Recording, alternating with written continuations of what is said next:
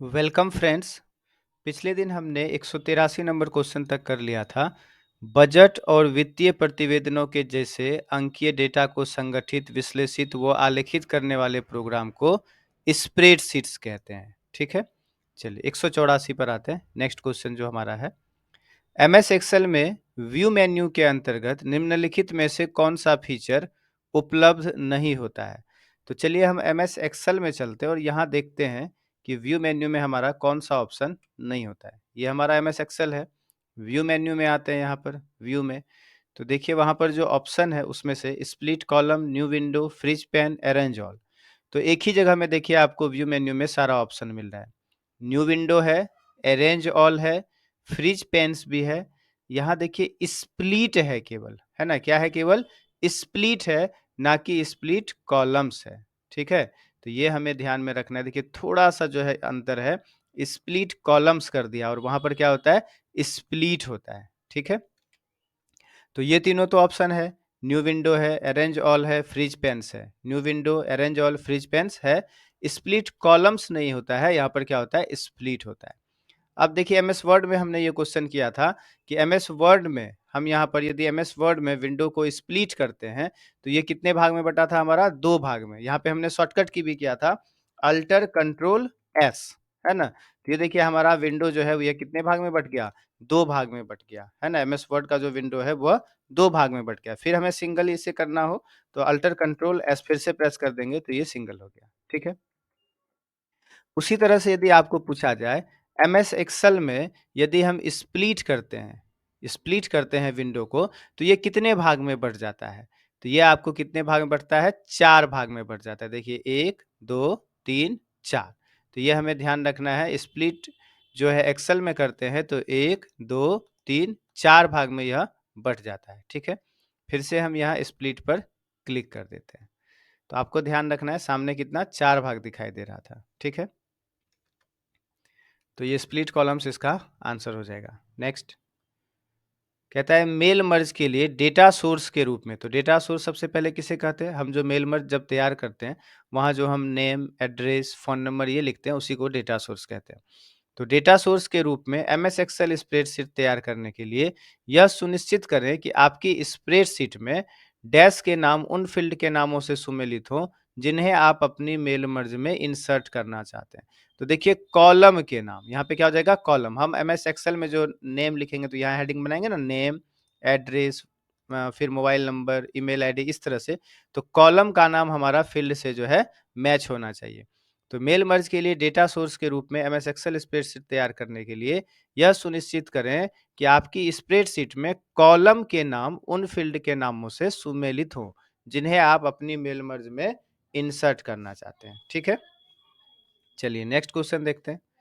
देखिए कहता है एमएस एक्सेल में डैश आपको फॉर्मेट कोड वाली फॉर्मेटिंग लागू करने पर दिखने वाली संख्याओं के तरीके में परिवर्तन करने की सुविधा देता है। ठीक है, यह उस स्थिति में उपयोगी होता है जब आप संख्याओं को अधिक पठनीय फॉर्मेट में दर्शाना चाहते हैं या संख्याओं को टेक्स्ट या सिंबल के साथ संयोजित करना चाहते हैं। मतलब सीधा सा हमने कुछ लिखा और उसको हम थोड़ा अलग दिखाना चाहते हैं तो उसके लिए हम एक्सेल में कौन सा यहाँ पर फंक्शन यूज करते हैं। तो उसके लिए देखिए होता है आपका टेक्स्ट फंक्शन, है ना, उसके लिए होता है टेक्स्ट फंक्शन। जैसे हम यहाँ पर एमएस एक्सेल में आ जाते हैं, फॉन्ट थोड़ा अधिक कर लेते हैं। यहाँ पर एज़ फॉर एग्ज़ाम्पल एक करके दिखाते हैं, जैसे हमने यहाँ पर फ़ोन नंबर लिखा, ठीक? हम चाहते हैं इसके आगे सामने जो है आगे में +91 लगकर आ जाए। तो हम बगल वाले सेल में लिखते हैं, देखिए बराबर टेक्स्ट, है ना? ब्रैकेट ओपन करते हैं और फिर यहाँ इसका सेल एड्रेस दे देते हैं, कॉमा लगाते हैं, डबल कोट्स के अंदर हम +91 लिख देते हैं। हम चाहते हैं थोड़ा +91 के बाद स्पेस और फिर ये फ़ोन नंबर आ जाए तो स्पेस लगा देते हैं, फिर हैश लगाते हैं और फिर डबल कोट्स। अब हम यहाँ ब्रैकेट क्लोज कर देंगे और फिर एंटर कर देते हैं। तो देखिए यहाँ आपका जो फ़ोन नंबर आया वो आगे +91 लग कर आ गया। ठीक है, तो यही होता है टेक्स्ट फंक्शन। और भी हम यहाँ पर इस चीज़ को जो है दूसरे तरीके से यूज कर सकते हैं। तो एक अलग से हमने इसके साथ जो फॉर्मेटिंग लगाया तो उसी के लिए यहाँ पर कह रहा है, क्या कह रहा है कि या आप संख्याओं को टेक्स्ट या सिंबल के साथ संयोजित कर सकते हैं। तो इसका आंसर हमारा ए नंबर हो जाएगा, टेक्स्ट फंक्शन। ठीक है, नेक्स्ट है, एमएस एक्सेल में प्रोटेक्शन फीचर्स के संदर्भ में निम्नलिखित में से कौन सा असत्य है? तो देखिए, प्रोटेक्शन फीचर्स के संबंध में यदि आप देखेंगे एमएस एक्सेल में, हम यहाँ पर आ जाते हैं। यहाँ पर प्रोटेक्शन फीचर्स हमें कहाँ मिलता है? प्रोटेक्शन का ऑप्शन हमें मिलता है कौन से मेन्यू में है? तो यहाँ पर देखिए, आपको रिव्यू मेन्यू में आने पर यहाँ पर देखिए चेंजेस ब्लॉक में प्रोटेक्ट वर्कबुक, प्रोटेक्ट सीट, है ना? यहाँ पर ऑप्शन प्रोटेक्ट वर्कबुक और प्रोटेक्ट सीट। ये करने से हमारा क्या होता है? तो देखिए, पहला जो ऑप्शन है worksheet level protection security feature के रूप में अभिप्रेत नहीं होता है। यह केवल प्रयोक्ताओं को वर्कशीट में लॉक की हुई सेल्स में परिवर्तन करने से रोकता है। ये तो सही है।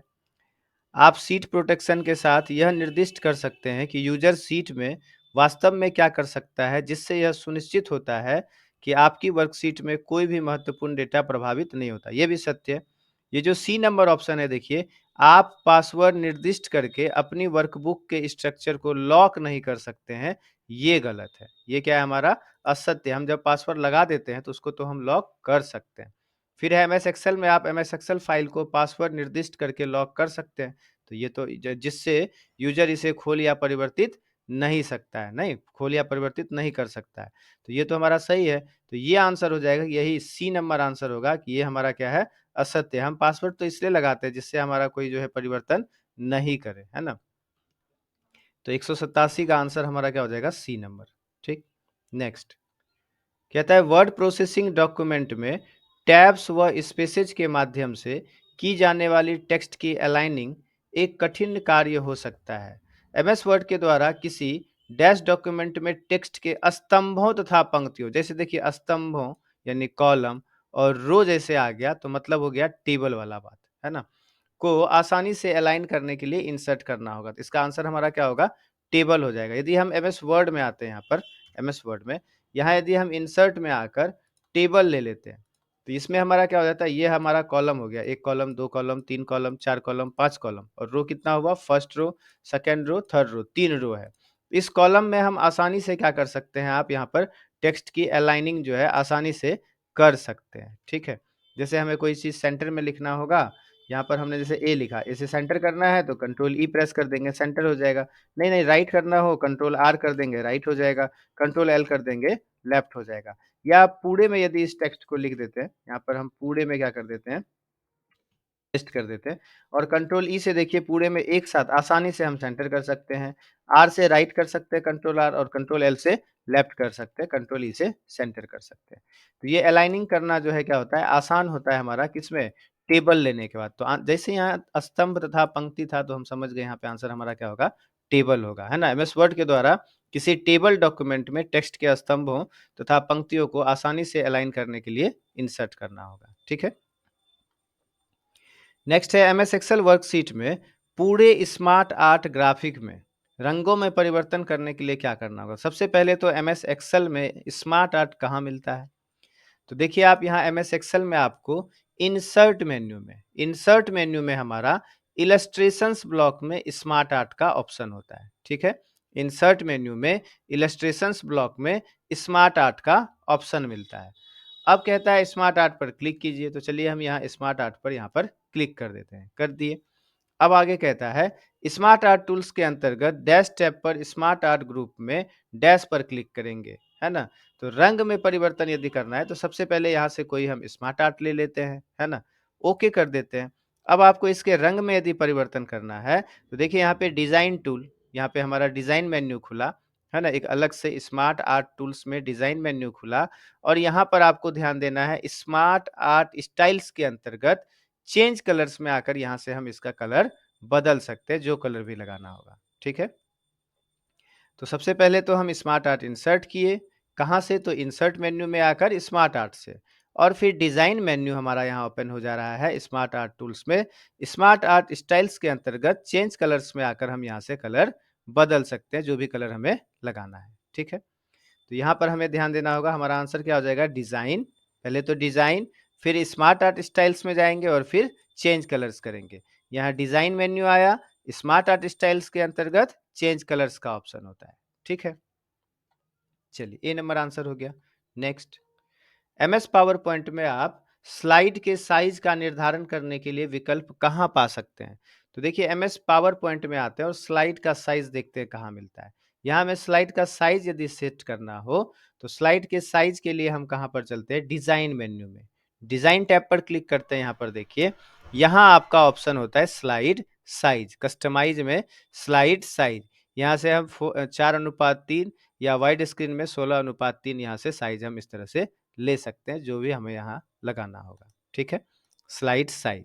तो दो स्लाइड का साइज होता है यहाँ पर, एक स्टैंडर्ड और एक वाइड स्क्रीन। आपको ध्यान रखना है स्लाइड साइज में जब हम क्लिक करते हैं स्लाइड साइज में, तो दो ऑप्शन मिलता है, एक स्टैंडर्ड यानी 4:3 और एक वाइड स्क्रीन 16:9। कौन सी मेन्यू में होता है, तो डिजाइन मेन्यू में होता है। ठीक है, तो इसका आंसर हो जाएगा डिजाइन। एमएस पावर पॉइंट में आप स्लाइड के साइज का निर्धारण करने के लिए डिजाइन मेन्यू में जो है विकल्प पाते हैं, number B. Next, mail merge process में 3 डॉक्यूमेंट शामिल होते हैं, सही बात है। एक मेन डॉक्यूमेंट होता है जहां हम चिट्ठी लिखते हैं, दूसरा हमारा डेटा सोर्स होता है जो हमारा क्या होता है, जिसमें हम एड्रेस लिखते हैं, नाम और एड्रेस लिखते हैं, मोबाइल नंबर लिखे, पिन कोड लिखे, ये जो हम लिखते हैं उसे डेटा सोर्स कहते हैं। और फिर मर्ज डॉक्यूमेंट मतलब हो गया मेन जो आपका डॉक्यूमेंट था जिसमें आपने चिट्ठी लिखा, और डेटा सोर्स दोनों को मिला दिए तो वो हो गया मर्ज डॉक्यूमेंट। तो मेल मर्ज प्रोसेस में 3 डॉक्यूमेंट शामिल होता है, मेन डॉक्यूमेंट, डेटा सोर्स और मर्ज डॉक्यूमेंट। ठीक है, नेक्स्ट, स्लाइड शो के दौरान स्क्रीन को काली करने के लिए कौन सा बटन दबाते हैं। तो देखिए यहाँ एमएस पावर पॉइंट में हम आ जाते हैं, स्लाइड शो करते हैं। तो सबसे पहले स्लाइड शो का शॉर्टकट की क्या होता है, F5 होता है। क्या होता है, F5 प्रेस कर देते हैं, स्लाइड शो हो रहा है हमारा। देखिए नेक्स्ट स्लाइड आ रहा है इस तरह से, है ना। यदि इस स्क्रीन को अभी हमें ब्लैक करना है तो हम कीबोर्ड से बी प्रेस कर देंगे, बी। देखिए हमारा स्क्रीन क्या हो गया, ब्लैक हो गया।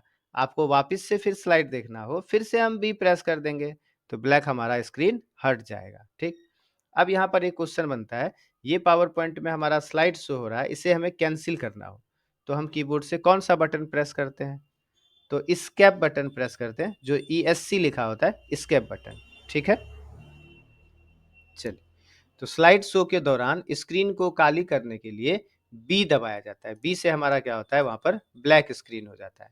ठीक है, अब आपका यहाँ कंट्रोल बी ऑप्शन में है। देखिए तो कंट्रोल बी किसका शॉर्टकट की होता है, बोल्ड करने का। ठीक है, बोल्ड का शॉर्टकट की कंट्रोल बी होता है। कंट्रोल सी से हमारा क्या होता है, कॉपी होता है। ठीक है, चलिए नेक्स्ट, आप अपने समस्त ग्राहकों को एक मानक पत्र भेज रहे हैं। आप पत्र में अपने ग्राहकों के नाम व पते लिखना चाहते हैं। एमएस वर्ड 2016 में आप क्या इंसर्ट करेंगे, तो वही डेटा सोर्स, अभी जस्ट पिछले वाले क्वेश्चन में हमने किया था, है ना। नाम, पता, फोन नंबर, ये सब जो हम लिखते हैं मेल मर्ज में, उसे हम डेटा सोर्स कहते हैं। ठीक है, तो सी नंबर आंसर होगा। नेक्स्ट, कहता है एमएस पावर पॉइंट में डैश की सेटिंग के लिए ट्रिगर विकल्प का उपयोग किया जाता है।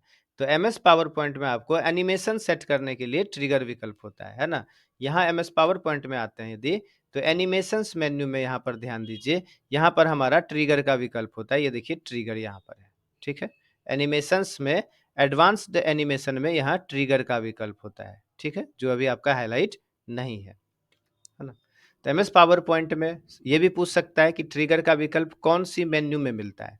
तो एमएस पावर पॉइंट 2016 में एनिमेशंस मेन्यू में हमें ट्रिगर का विकल्प मिलता है। ठीक है, तो एमएस पावर पॉइंट में एनिमेशन की सेटिंग के लिए ट्रिगर विकल्प का उपयोग किया जाता है। नेक्स्ट, एमएस वर्ड में एक पैराग्राफ के भीतर दो लाइनों के मध्य की दूरी क्या कहलाती है। तो दो लाइनों के मध्य की दूरी क्या कहलाती है, लाइन स्पेसिंग। दो लाइन है तो लाइन स्पेसिंग कहलाया, है ना। एमएस वर्ड में एक पैराग्राफ के भीतर, एक ही पैराग्राफ, जैसे यही मान लीजिए ये एक पैराग्राफ है यहाँ और यहाँ, तो इसके बीच का जो ये गैप है, ये वाला बीच में जो ये खाली जगह है, इसको बोलते हैं लाइन स्पेसिंग। तो एमएस वर्ड में एक पैराग्राफ के भीतर दो लाइनों के मध्य की दूरी लाइन स्पेसिंग कहलाती है। ठीक है, नेक्स्ट, 8 पेजेज वाले एमएस वर्ड 2016 डॉक्यूमेंट में आप केवल 2, 3, 6 और 8 का प्रिंट आउट लेना चाहते हैं। आप किस सेटिंग का इस्तेमाल करेंगे। तो देखिए यदि हमें एमएस वर्ड में हम यहाँ आ जाते हैं, मान लीजिए यहाँ पर, इसमें हमारा बहुत सारा पेज है, लेकिन हमें केवल 2, 3, 6, 8 का पेज प्रिंट आउट लेना हो तो हम यहाँ पर क्या करेंगे, देखिए प्रिंट वाले ऑप्शन में जाएंगे। तो प्रिंट का ऑप्शन कहाँ मिलता है, कौन सी मेन्यू में, फाइल मेन्यू में मिलता है प्रिंट का ऑप्शन। या कहें तो प्रिंट का शॉर्टकट की क्या होता है, कंट्रोल पी होता है, कंट्रोल पी, है ना। यहाँ आप नीचे ध्यान देंगे, देखिए यहाँ पर जहाँ हमारा यहाँ पूछेगा कि कितना पेज या कौन सा पेज आपको प्रिंट करना है। यहाँ देखिए सेटिंग्स में प्रिंट ऑल पेजेस सेलेक्ट है, प्रिंट ऑल पेजेस यानी पूरा पेज सेलेक्ट जो है प्रिंट हो जाएगा। हम यहाँ एरो पर क्लिक करेंगे और यहाँ से हम कस्टम प्रिंट लेंगे, कस्टम प्रिंट। कस्टम प्रिंट पर क्लिक करने के बाद यहाँ हम कॉमा लगाकर 2, 3, 6, 8 इस तरह से लिखकर प्रिंट करेंगे तो केवल 2, 3, 6 और 8 पेज हमारा प्रिंट होगा। ठीक है, चलिए तो हमें कहाँ जाना होगा, कस्टम प्रिंट में जाना होगा, है ना। कस्टम प्रिंट इसका आंसर हो जाएगा। नेक्स्ट कहता है एमएस एक्सेल वर्कशीट में संख्याओं के वे पंक्ति या स्तंभ डैश कहलाते हैं जो चार्ट में प्लॉटेड होते हैं। एमएस एक्सेल वर्कशीट में संख्याओं का वे पंक्ति क्या कहलाता है, पंक्ति या स्तंभ चार्ट में जो प्लॉटेड होता है। देखिए हमने यहाँ पर चार्ट पहले से बना कर रखा है, ये है आपका क्या, तो यही है आपका कॉलम का वो जो यहाँ पर कह रहा है ना, क्या क्या कह रहा है कि पंक्ति के स्तंभ कहलाते हैं ना, तो वही कॉलम इंग्लिश में और हिंदी में हमारा स्तंभ होता है। तो ये जो स्तंभ है यहाँ जब माउस रखते हैं तो इसे हम क्या कहते हैं, सीरीज लिखा है यहाँ पे, सीरीज। देखिए ये भी हमारा क्या है, सीरीज है, तो ये क्या है हमारा सीरीज, इसे हम कहते हैं data series. MS Excel worksheet में संख्याओं के वे पंक्ति या स्तंभ डेटा सीरीज कहलाते हैं जो चार्ट में प्लॉटेड होते हैं। तो यही हमारा चार्ट है और यही है हमारा क्या, डेटा सीरीज। ये जो ब्लैक कलर का दिख रहा है आपको और ये जो दिख रहा है इसी को हम स्तंभ कहते हैं। ठीक है, अब देखिए डेटा लेबल्स किसको कहता है। जैसे यह इसमें यदि संख्या दिखाता कि ये कितना डिनोट कर रहा है, जैसे यहाँ बगल में ना 35, ये मान लीजिए यहाँ पर दिखा दे, हम यहाँ डिजाइन में जाकर ऐड चार्ट एलिमेंट में डाटा लेबल में आकर यहाँ से हम आपको ऊपर आउटसाइड इंड में देखिए यहाँ पर वैल्यू दिखाते हैं, है ना। ये हम सब सेलेक्ट कर लेते हैं यदि, तो सारे में हमको यहाँ पर वैल्यू जो है दिखाई देता है ना। यहाँ पर डाटा लेबल में आकर यहाँ पे आउटसाइड एंड कर देते हैं। तो यहाँ जैसे आपको 35 दिखाई दे रहा है तो यही हमारा क्या होता है, डाटा लेबल होता है ना। डाटा लेबल, ये जो संख्या दिखा रहा है इसे हम कहते हैं डाटा लेबल्स। ठीक है, डाटा टेबल क्या होता है, तो डाटा टेबल देखिए अभी ये जो हमारा चार्ट है इसके नीचे टेबल यहाँ आ जाएगा। ऐड चार्ट एलिमेंट में आते हैं यहाँ पर डाटा टेबल में, यहाँ पर हम नीचे जो है टेबल लगा देते हैं। तो ये जो आपको नीचे दिखाई दे रहा है यहाँ पर, ये हिंदी इंग्लिश में जो इस तरह से लिखा है इसे ही हम बोलते हैं डाटा टेबल। ठीक है, ये ऑप्शन हमें कहाँ मिलता है, तो आपको डिजाइन टैब एक अलग से खुल जाता है चार्ट टूल्स के अंतर्गत, यहाँ पर ऐड चार्ट एलिमेंट में ये ऑप्शन हमें मिलता है। तो आपको इस क्वेश्चन का आंसर ध्यान रखना है, एमएस एक्सेल वर्कशीट में संख्याओं के वे पंक्ति या स्तंभ डेटा सीरीज कहलाते हैं जो चार्ट में प्लॉटेड होते हैं। ठीक है, चलिए नेक्स्ट कहता है एक वर्कशीट की एक सेल की फॉर्मेटिंग को उसी वर्कशीट की दूसरी सेल में लागू करने के लिए आप निम्नलिखित में से किसका उपयोग करेंगे। तो एक सेल में जो फॉर्मेटिंग लगा वही सेम हमें दूसरे सेल में भी यदि फॉर्मेटिंग लगाना है तो हम जाते हैं पेस्ट स्पेशल में और फॉर्मेट सेलेक्ट करते हैं। जैसे यहाँ एमएस एक्सेल में हम आ जाते हैं, एमएस एक्सेल में, है ना,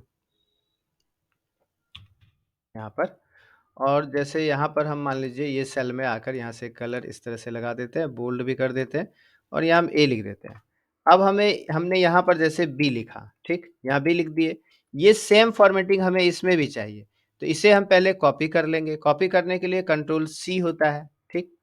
यहाँ आएंगे, हम यहाँ पर क्लिक करेंगे और पेस्ट स्पेशल करेंगे, कंट्रोल अल्टर वी जिसको भी बोलते हैं, है ना, और यहाँ से फॉर्मेट सेलेक्ट कर लेंगे, ओके करेंगे तो देखिए उसका फॉर्मेटिंग यहाँ पर आपको लगकर आ गया। ठीक है, इसलिए इसका आंसर हमारा क्या आ जाएगा, पेस्ट स्पेशल, और फिर वहां से क्या सेलेक्ट करेंगे, फॉर्मेट। पेस्ट स्पेशल का शॉर्टकट की क्या होता है, कंट्रोल अल्टर वी होता है।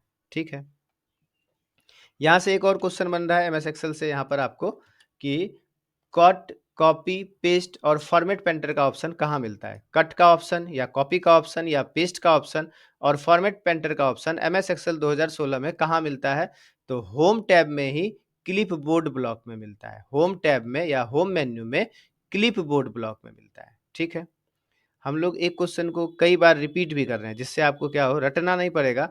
आप एक बार सुनेंगे ना आपको बार बार ध्यान में आ जाएगा। आप जैसे हम क्वेश्चन बोलेंगे आप मन में उसका आंसर बता सकते हैं। ठीक है, चलिए नेक्स्ट है प्रोटेक्ट वर्कबुक फंक्शन क्या करता है?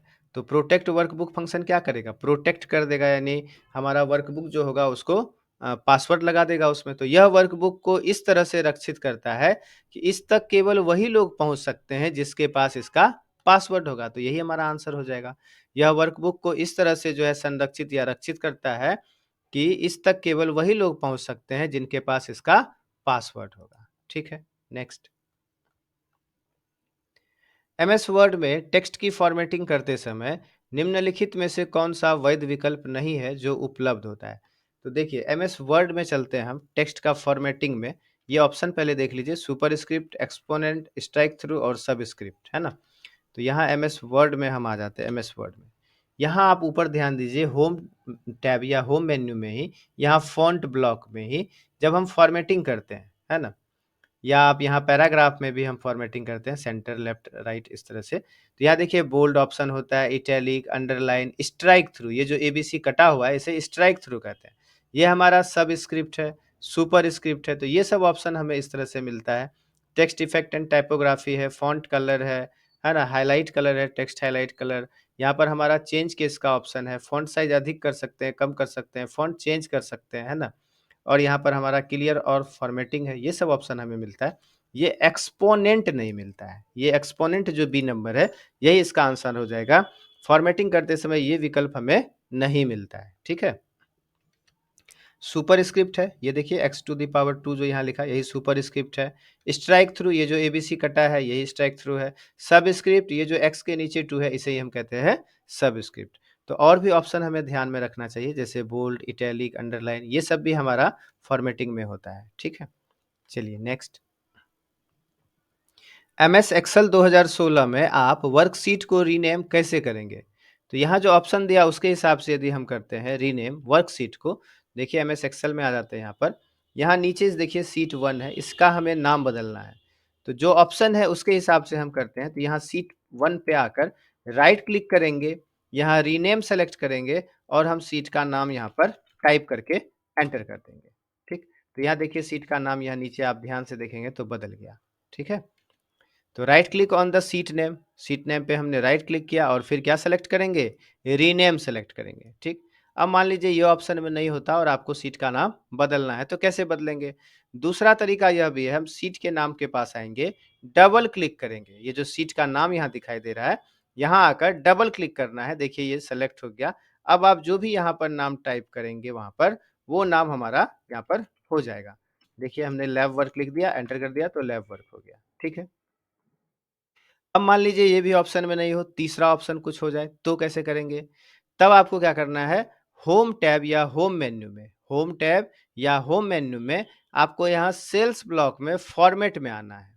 ठीक है, कहाँ पर आना है? फिर से देखिए, सीट का नाम बदलने के लिए होम मेन्यू में, सेल्स ब्लॉक में, फॉर्मेट में, यहाँ देखिए आपका ऑर्गेनाइज सीट्स में रीनेम सीट का ऑप्शन है। ठीक है, आपको ध्यान रखना होगा, है ना? रीनेम सीट, इस पर हम क्लिक करेंगे। देखिए फिर से यह सेलेक्ट हो गया और हम यहाँ पर जैसे बेल्ट्रॉन नाम दे देते हैं, है ना? बेल्ट्रॉन एग्जाम, एंटर कर देते हैं। तो देखिए इस तरह से हमारा यहाँ पर सीट का नाम, 3 तरीका हमने बताया, तीनों में से कोई यदि एग्जाम में होता है तो हम वहाँ पर टिक लगा सकते हैं। ठीक है, बेल्ट्रॉन एग्जाम। चलिए नेक्स्ट, कहता है एमएस वर्ड में किसी टेक्स्ट का फॉन्ट परिवर्तित करने के लिए क्या करना होगा?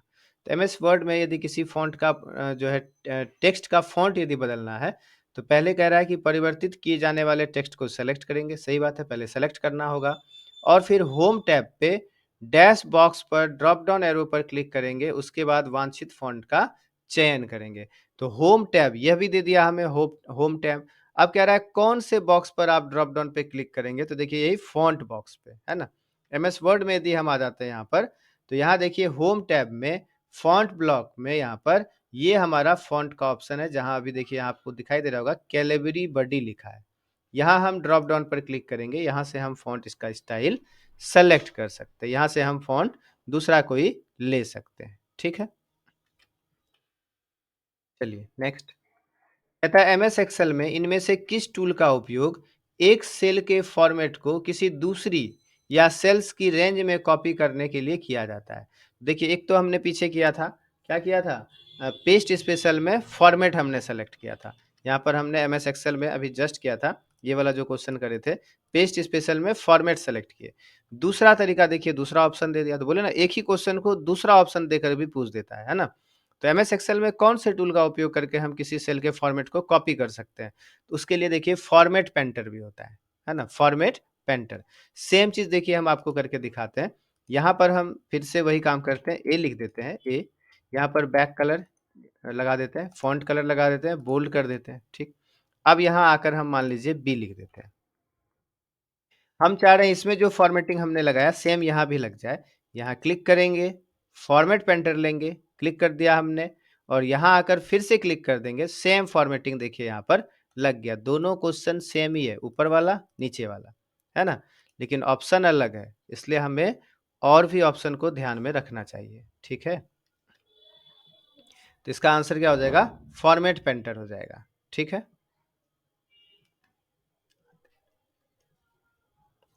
चलिए नेक्स्ट क्वेश्चन देखते हैं। कहता है एमएस पावर पॉइंट में टेक्स्ट डायरेक्शन में डिफ़ॉल्ट रूप से कितने विकल्प उपलब्ध होते हैं? पावर पॉइंट में चलते हैं और वहाँ पर टेक्स्ट डायरेक्शन देखते हैं। एमएस पावर पॉइंट यहाँ हमारा आ गया। होम टैब पे आते हैं। यहाँ पर देखिए आपको पैराग्राफ ब्लॉक में टेक्स्ट डायरेक्शन यहाँ पर लिखा है। यहाँ एरो पर क्लिक कर देते हैं। 1, 2, 3, 4 ऑप्शन यहाँ हमें मिलता है, ठीक है? तो यहाँ हमारा आंसर क्या हो जाएगा? 4। एमएस पावर पॉइंट में टेक्स्ट डायरेक्शन में डिफ़ॉल्ट रूप से 4 विकल्प उपलब्ध होते हैं। यहाँ टेक्स्ट डायरेक्शन में एक हॉरिजॉन्टल है, यह भी ध्यान रखिए आप।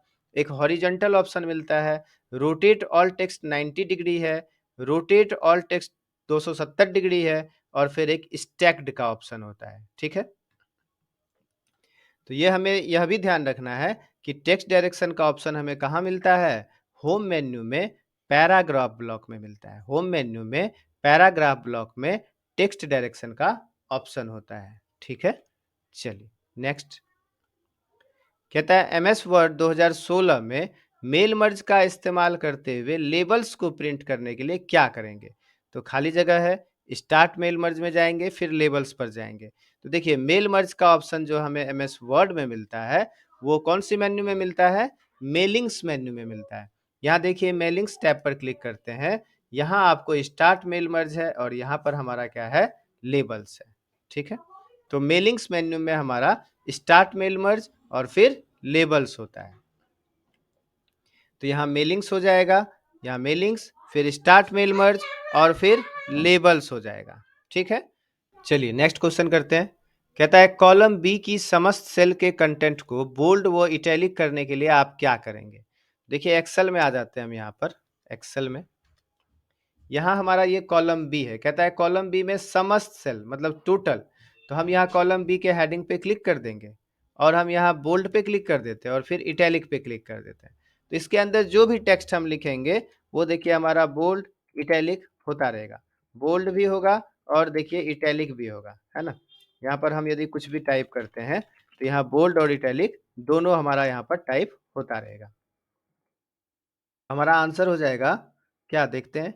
कॉलम बी को सेलेक्ट करेंगे और होम मेन्यू के अंतर्गत फॉन्ट ग्रुप में बी तथा आई का उपयोग करें। यही तो आंसर होगा, सही है ना? होम में ही होता है हमारा बी और आई यानी बोल्ड और इटैलिक। बोल्ड का ऐसे शॉर्टकट की होता है कंट्रोल बी और इटैलिक का शॉर्टकट की होता है कंट्रोल आई। ये कहाँ मिलता है? होम मेन्यू में मिलता है, फॉन्ट ब्लॉक में, ठीक है? तो कॉलम बी की समस्त सेल के कंटेंट को बोल्ड व इटैलिक करने के लिए आपको कॉलम बी को पहले सेलेक्ट करेंगे, यानी जो कॉलम बी का जो ये बी दिख रहा है हमारा कॉलम हेडिंग, यहाँ पर क्लिक कर देंगे तो ये पूरा हमारा 10,48,576 तक सेलेक्ट हो जाएगा, ठीक है? और फिर हम इसे बोल्ड और इटैलिक सेलेक्ट कर लेंगे, ठीक है? ए नंबर आंसर। नेक्स्ट कहता है MS Excel wrap text feature text को समायोजित करने के लिए डैश को एडजस्ट करता है। देखिए एमएस एक्सेल में यदि आप रैप टेक्स्ट करते हैं, ठीक है? जैसे रैप टेक्स्ट करने के लिए हमारे पास कुछ टेक्स्ट लिखा होना चाहिए, है ना? यहाँ पर जैसे हम कुछ लिख देते हैं, मान लीजिए परमा एड्रेस, ठीक है? इसे यदि रैप टेक्स्ट करना हो तो यहाँ हम क्लिक करेंगे, यहाँ रैप टेक्स्ट पर क्लिक कर देते हैं। तो ये देखिए क्या कर देता है, ये जो है रो का हमारा, ये जो रो है हमारा, इसका हाइट को क्या कर दिया? बढ़ा दिया, है ना? ये रो के हाइट को क्या करता है? बढ़ा देता है, ठीक है? तो MS Excel wrap text feature text को समायोजित करने के लिए क्या करता है, रो की ऊंचाई को एडजस्ट करता है। यही ना, रो का हमारा हाइट क्या हो गया, बढ़ गया, और एक ही सेल में ये लिखा चला गया, है ना। एक ही में, दो सेल में नहीं लिखाया, एक ही सेल में लिखाया। और रो का जो यहाँ हाइट है, देखिए आपको पता चल रहा होगा, दूसरे रो के हाइट की अपेक्षा इसका हाइट हमारा क्या हो गया, अधिक हो गया। ठीक है, तो रो की ऊंचाई आंसर हो जाएगा हमारा। नेक्स्ट कहता है रेंज A1 से D5 में कितनी सेल होती है। तो देखिए A1 से D5 में, इसे समझ लेते हैं, हमारा क्वेश्चन हो सकता है आगे कुछ और भी यहाँ से पूछते। तो रेंज A1 से D5 है ना। देखिए A1 से, यदि A1 हमारा ये सेल हो गया, A1 से यदि आप D5 सेलेक्ट करते हैं, मतलब कहाँ तक हमें सेलेक्ट करना होगा, यहाँ तक सेलेक्ट करना होगा, A1 से D5। तो जब आप A1 से D5 करेंगे तो आपका A5 भी सेलेक्ट होगा। A1 से D5 करेंगे तो A5 भी सेलेक्ट होगा, B1 से B5 भी सेलेक्ट होगा, C1 से C5 भी, और D1 से D5 भी सेलेक्ट होगा। तो आप ध्यान दीजिए A1 से A5 में हमारा कितना रो सेलेक्ट होता है, 5। तो ऐसा हमारा कितना कॉलम है A1 से D तक में, तो A से लेकर D तक में 4 column, A B C D 4। तो एक कॉलम में 5 रो, तो 4 कॉलम में 5 चौका 20 रो। ठीक है, तो इस तरह से हम कर सकते हैं इसे सॉल्व। जैसे यहाँ हमें मान लीजिए पूछ देता, रेंज A1 से E5 में कितनी सेल होती है, A1 से E5 में। ठीक है, अभी आप बताइए कितना आंसर आना चाहिए, है ना, A1 से E5 में, तब हम आपको कराते हैं ये। A1 से E5 में कितना सेल होना चाहिए। देखिए अभी हमने किया ना, A1 से, कहाँ से, A1, ये हमारा E5 तक, यानी यहाँ तक हमारा सेलेक्ट होगा। तो A1 में, पहले तो A में देखिए आपका कितना रो होगा, 5 है ना, तो 5 रो A में होगा, तो B में भी 5 रो या 5 सेल, C में भी हमारा 5 सेल, D में भी 5 सेल, और E में भी 5 सेल। तो ये भी 5, ये भी 5, यानी 25 जो है हमारा सेल हो जाएगा। ठीक है, जितना यहाँ आपको कहेगा ना, ये 5 कहा ना, सीधा सा ध्यान रखिए, 5 कहा, तो ए से लेकर डी तक में काउंट कीजिए, ए उंगली पर काउंट कीजिए, ए बी सी डी, कितना हुआ, 4। तो 5 से गुना कर दीजिए, 4 पंचे 20।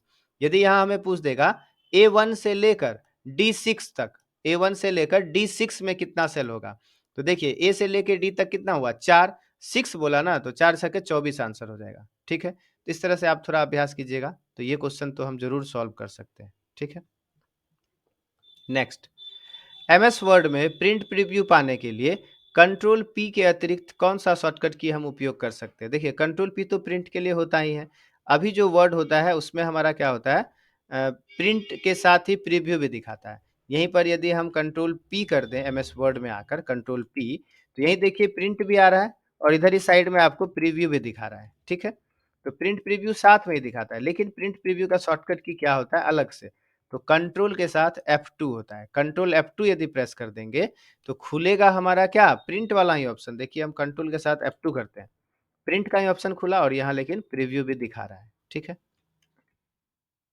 तो कंट्रोल F2 इसका आंसर हो जाएगा। नेक्स्ट कहता है एमएस एक्सेल में सेल स्टाइल्स फीचर के संदर्भ में निम्नलिखित में से कौन सा कथन सत्य नहीं है। तो यही पहला वाला हमारा क्या है, असत्य है, कि इससे इससे पंक्ति की ऊंचाई जो है क्या होती है, पंक्ति की ऊंचाइयां स्तंभ की चौड़ाई परिवर्तित हो जाती है। इससे पंक्ति की ऊंचाई तथा या स्तंभ की चौड़ाई परिवर्तित हो जाती है, यहाँ पे थोड़ा मिस्टेक है, इससे पंक्ति की ऊंचाई या स्तंभ की चौड़ाई परिवर्तित होती है। तो ये जो है गलत है, ये ऐसा नहीं होता है, ये सब होगा। देखिए जब आप एक समय पर एक सेल या सेल्स की रेंज में एक से अधिक फॉर्मेट लागू करना चाहते हैं, तो स्टाइल लागू करना सर्वाधिक आसान होता है। जैसे देखिए अब मिलता कहाँ पे है स्टाइल का ऑप्शन, ये यदि पूछ दे हमें एमएस एक्सेल में स्टाइल का ऑप्शन कहाँ मिलता है, जैसे हमने ये सेल सेलेक्ट कर लिया, यहीं पर देखिए होम टैब में स्टाइल्स ब्लॉक में सेल स्टाइल होता है। इससे आसान होता है, कोई फॉर्मेटिंग इस तरह से हम यहाँ पर लगा सकते हैं। इससे हमारा रो या कॉलम का हाइट विड्थ ये सब चेंज नहीं होता है। जैसे हमने ये लगा दिया तो बस यहाँ पर इस तरह से कलर आ गया। इसी में फिर हम बॉर्डर लगा देते हैं यहाँ पर, तो यहाँ बॉर्डर लग गया, फिर हम यहाँ पे कुछ टाइप कर सकते हैं। ठीक है, तो सेल स्टाइल का ऑप्शन कहाँ मिलता है, होम मेन्यू में स्टाइल्स ब्लॉक में सेल स्टाइल का ऑप्शन होता है। ठीक है, तो यही पहला जो है, इससे पंक्ति की ऊंचाई या स्तंभ की चौड़ाई परिवर्तित होती है, ये हमारा सत्य नहीं है। बाकी सारा हमारा क्या है, सत्य है। ठीक है, रिक्त स्थान की पूर्ति कीजिए, स्टार्ट फिर खाली जगह है एमएस ऑफिस, फिर एमएस वर्ड। देखिए ये हमारा 2007 से क्वेश्चन पूछ दिया। स्टार्ट में जाना है और फिर हम कहाँ जाएंगे, ऑल प्रोग्राम्स में जाएंगे। Start, all programmes, MS office, फिर एमएस वर्ड। ठीक है, नेक्स्ट। आपने एक एमएस एक्सेल स्प्रेडशीट में 5 विभिन्न स्तंभों में डेटा एंटर किया है।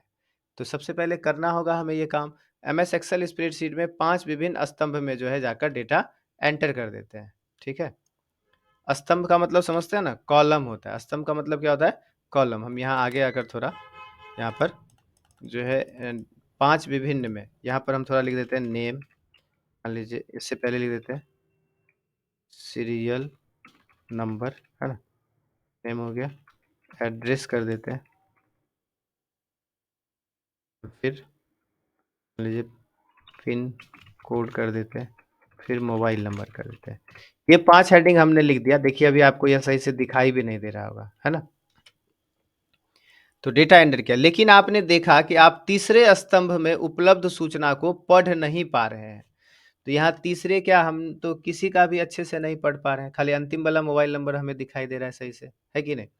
तो चलिए कोई बात नहीं। आप सभी पांचों स्तंभ को एक जैसी दिखावट, आप सभी जो है पांचों स्तंभों की एक जैसी दिखावट चाहते हैं, तो आपको क्या करना होगा। देखिए इसमें कह रहा है तीसरा स्तंभ में उपलब्ध सूचना को, तो जिसका आप नहीं पढ़ पा रहे हैं, जैसे यहाँ पर कहा तीसरा, सीरियल नंबर यहाँ, नेम यहाँ, एड्रेस, ये केवल वो नहीं पढ़ पा रहा है। तो क्या करेंगे, हम यहाँ आ जाएंगे, है ना। इसमें जो ये कॉलम का हेडिंग है, इसके दाहिने साइड में आपको ध्यान देना है, ऐसा बनेगा प्लस, और फिर आपको डबल क्लिक करना, 1 2। तो देखिए यह तीसरा वाला स्तंभ का जो है हमारा हेडिंग सही से दिखने लगा। तो जो क्वेश्चन पूछा गया उसमें तो केवल तीसरा का नहीं दिखाई दे रहा है ना। तो तीसरे सेल की दाईं बाउंड्री पर डबल क्लिक करना चाहिए, ये सही है हमारा, है ना। तीसरे सेल की दाईं बाउंड्री पर डबल क्लिक करना चाहिए। लेकिन यदि हम मान लीजिए ओरिजिनल में एक्सेल में काम करते हो और हमें ये सारे कॉलम का एक बार में हेडिंग ऑटो एडजस्ट कर देना है, तो हम क्या करते हैं, यहाँ कॉर्नर में देखिए, इस कॉर्नर में माउस लाकर यहाँ क्लिक कर देते हैं। कोई भी एक हेडिंग पर जाकर किसी पर जहां आपको इच्छा हो, यहाँ ऊपर में राइट में आकर डबल क्लिक, 1 2।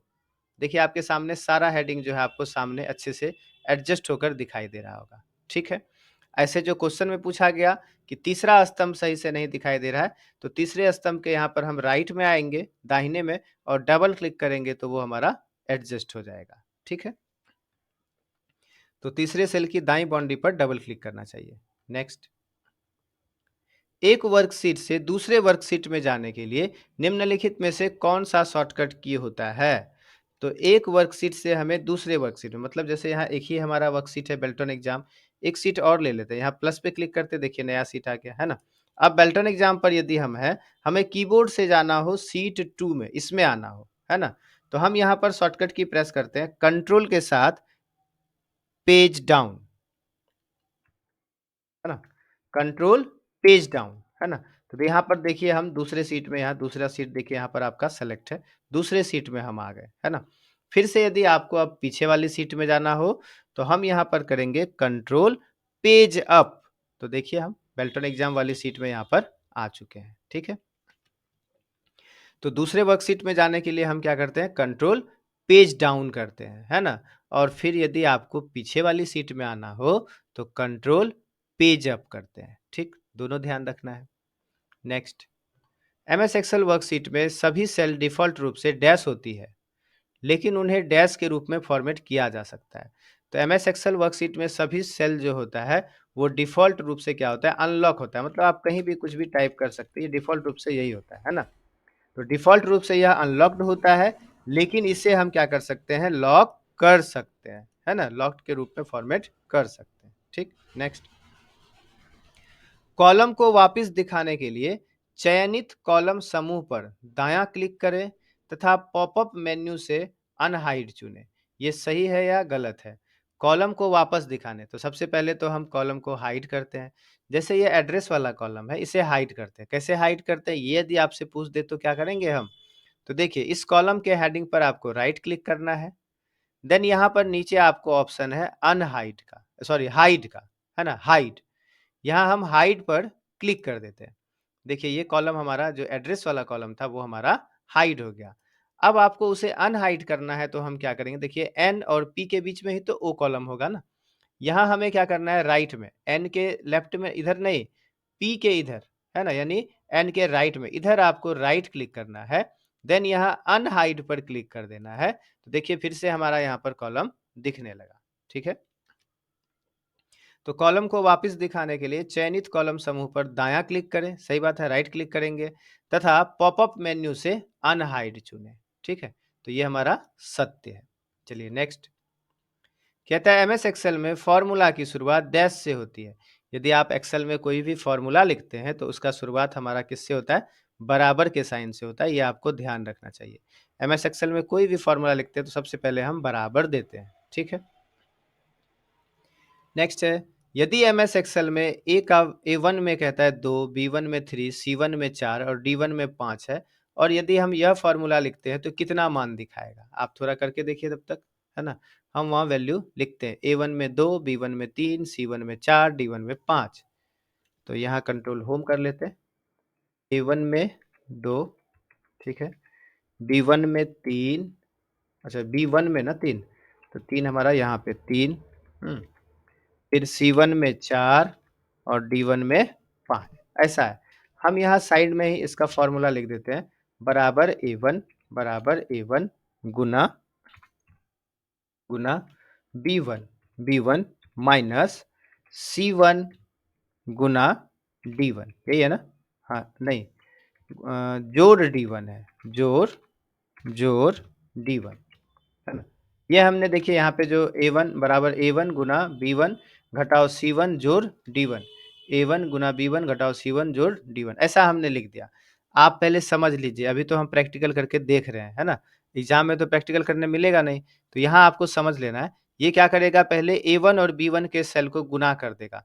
तो A1 का वहां से देखेंगे यदि क्वेश्चन से, A1 में 2 वैल्यू है, B1 में कितना 3, तो 2 तिया कितना हो जाएगा, 6 हो गया हमारा, ठीक। इसके बाद क्या करेगा, यह पहले घटाता नहीं है, पहले जोड़ता है। तो D1 में वैल्यू कितना है, 5, तो D1 में वैल्यू देखिए यहाँ 5, तो 6 5 11, और फिर C1 को क्या किया, माइनस किया, यानी 11 में 4 गया 7। आंसर हमारा क्या हो जाएगा, 7। चलिए यहाँ एंटर करके चेक करते हैं, एंटर, देखिए यहाँ पर हमारा रिजल्ट क्या आया, 7। तो आपको जो नियम होता है ना, पहले का, फिर भाग, फिर गुना, फिर जोड़ और फिर घटाओ, वह नियम आपको याद रखना है, का, भाग, गुण, जोड़, घटाव। तो चलिए का तो नहीं आएगा, लेकिन पहले क्या होता है, भाग ध्यान रखना है, भाग का क्रिया होता है, फिर गुना होता है, फिर जोड़ होता है, फिर घटाव होता है। तो वो नियम के हिसाब से आपको यहाँ पर आंसर इसका देना पड़ेगा, यदि ऐसा कोई क्वेश्चन हमें पूछ देता है। तो इसका आंसर फिलहाल क्या हो जाएगा हमारा, 7, ठीक है। नेक्स्ट, एमएस पावर पॉइंट में स्लाइड लेआउट की कुल संख्या कितनी होती है। तो एमएस पावर पॉइंट में यहाँ पर हम आ जाते हैं। यहाँ देखिए सबसे पहले तो स्लाइड लेआउट का ऑप्शन हमको कहाँ मिलता है, होम टैब में स्लाइड्स ब्लॉक में लेआउट का ऑप्शन होता है, स्लाइड लेआउट, है ना। यहाँ पर जब हम ड्रॉप डाउन पर क्लिक करते हैं तो यहाँ देखिए 9 तरह का आपको स्लाइड का लेआउट मिलता है, 3 3 6 3 9, 9 तरह का हमारा यहाँ स्लाइड का लेआउट मिलता है।